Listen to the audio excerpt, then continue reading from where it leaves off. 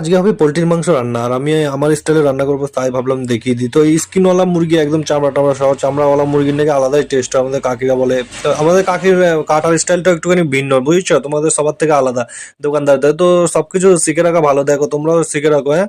তো আমাদের মাংস টাংস এখন কাটা চলছে, আর আমি এদিকে মশলাটা কষি ফেলছি, কারণ মশলার উপরেই সবকিছু ক্যালমা, বুঝছো তো। মশলা যদি মানে ভালো করে কষায় তাহলে মাংস টেস্ট লাগবে। তোমাদের সঙ্গে কথা বলতে বলতে মশলা হয়ে গেছে কষানো রেডি, আর এখন চলে গেল চিকেনটা। আর চিকেনটা আগে থেকে একটু ম্যারিনেট করে রেখেছিল, তো কালারটা দেখতে পাচ্ছ তো, বিখ্যাত কালার এসছে। এখনই মনে হচ্ছে যেন কষা হয়ে গেছে, কিন্তু না, একটুখানি টাইম লাগবে, দাঁড়াও। তো কিছুক্ষণ কষানোর পরে, আরো ভালো করে কষানোর পরে দেখো, আর মশলা কিন্তু এখানে ইউজ হয়েছে রসুন লঙ্কা, এগুলো সব থেতো করে ইউজ হয়েছে, থেতো করে মশলার আলাদাই টেস্ট। এখন কষানো মশানো ভালো করে হয়ে গেছে, কিছুক্ষণ পর আমরা জল দিয়ে দেবো। আর জল দেওয়ার পরে কালারটা যা এসছে না, তোমরা অবশ্যই কমেন্টে জানিও কালারটা দেখে মনে হচ্ছে না কেমন হচ্ছে, মনে হচ্ছে তো কমেন্টে অবশ্যই জানাবা। একটা কথা আমি বলতে পারি যে যদি মাংস খেতে হয় তাহলে কাঠের জালে খেয়ে দেখো, গ্যাসে তো অনেক টাইম লাগে, কিন্তু কাঠের জালে ইচ্ছা মতো জাল দিতে পারবা, টেস্টও হেভি হয়। তোমরা একবার ট্রাই করে অবশ্যই দেখো।